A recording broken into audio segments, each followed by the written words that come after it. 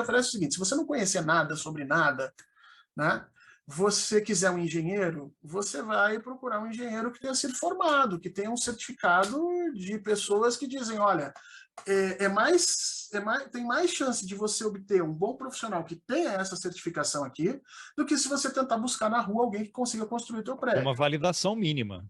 É uma validação mínima social, entendeu? É isso que a academia faz, é para isso que existe graduação. A partir daí, o governo criou, então, a ideia de que determinadas profissões você precisa ter essa validação para exercer.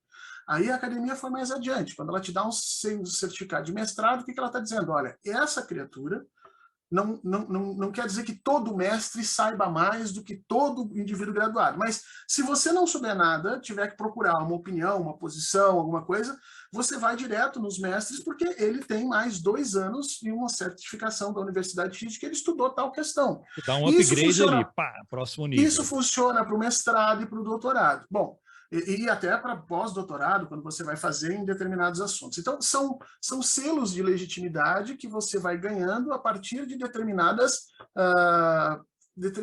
atividades que você exerce dentro da academia. Então, um mestrado você tem que passar por uma prova, depois você faz 2 anos, sendo que um ano só de disciplinas, depois um outro ano só de pesquisa, em que você é avaliado várias vezes ao longo desse processo. O doutorado são 4 anos. Então, imagina-se que uma pessoa que chegou a um doutorado e terminou um doutorado, ela teve aí no mínimo dos mínimos, uns 12 ou 15 pontos de avaliação.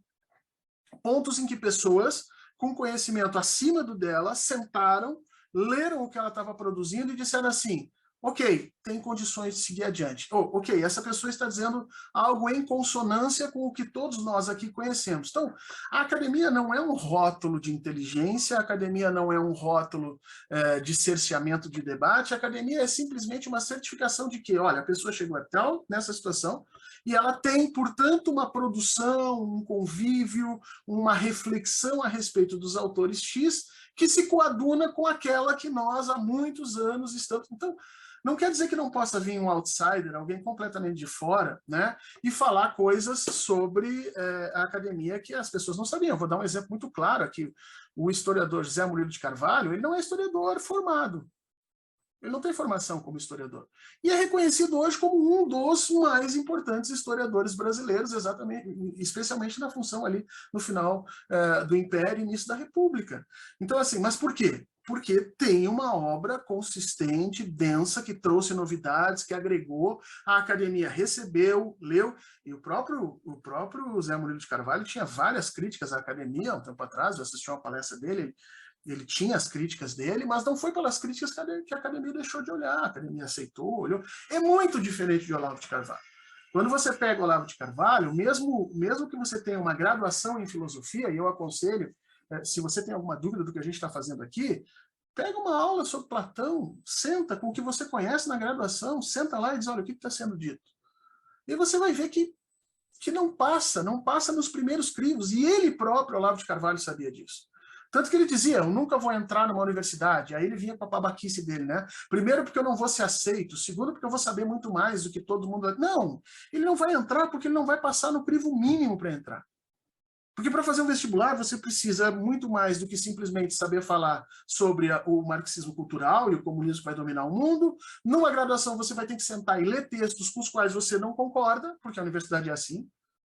Eu tenho que ler textos, eu sou uma pessoa de esquerda, a minha formação foi uma formação de origem marxista. Hoje eu já caminhei, né, eu tenho professores queridos, amigos meus, que dizem que eu virei, eu traí a causa, porque eu andei para o marxismo em direção a um pós-modernismo. Hoje eu tenho discussões se o marxismo estruturalista tem condições de responder algumas coisas, mas enfim, eu estou ainda em dúvida nessas questões.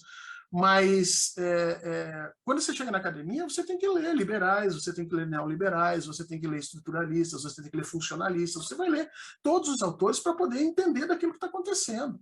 E isso não é o método Olavo de Carvalho. O método Olavo de Carvalho é centrado em 3 coisas, efetivamente.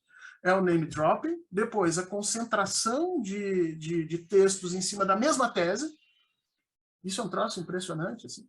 Em vez de você ler coisas que contradizem o que você está dizendo para refletir e verificar se efetivamente o que você está dizendo está correto, não. Eles concentram em autores que dizem exatamente o que eles querem dizer E se você não tiver autores que digam o que você quer dizer, então que você pegue autores suficientemente nebulosos em que você possa impingir a esses autores qualquer tipo de interpretação sobre aquilo que você está falando. Entendeu? Eram essas 3 técnicas que ele fazia. E aí, claro, por ter uma capacidade oratória extremamente grande, ele jogava isso tudo nas pessoas e junto com o conteúdo político agregado, que era o que as pessoas compravam. As pessoas não leem Olavo de Carvalho e não assistem as manifestações dele, ou as aulas dele, por causa do Platão, ou por causa do Paul Ricoeur, ou por causa do Kierkegaard, como ele estava ali. Isso era o Kierkegaard que um colega era especialista que ia ler. Ninguém vai nas aulas deles por conta disso. As pessoas vão assistir o Olavo de Carvalho para ouvir ele chamar o Lula de filha da puta, entendeu? Não sei se dá para falar filha da puta aqui no teu post, eu falei 2 vezes. Depois tu coloca um pi, não, eles fazem ali, aqui né? tá liberado. Vão lá para ele falar sobre as teorias da conspiração mundial, sobre os Anunnakis, né? sobre o planeta que vai chegar não sei aonde. É para isso que as pessoas compram.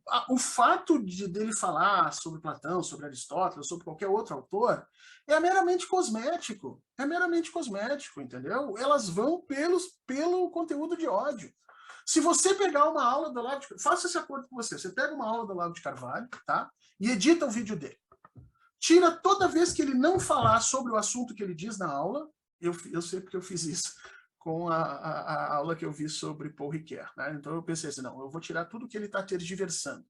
Porque ele tergiversa, ele pega, começa um assunto aqui, sai falando lá, quando você vê, ele está falando sobre o problema da Rússia comunista e ele volta no finalzinho para te dizer, olha, essa foi uma reflexão que a gente fez aqui sobre o Paul Ricoeur e tal.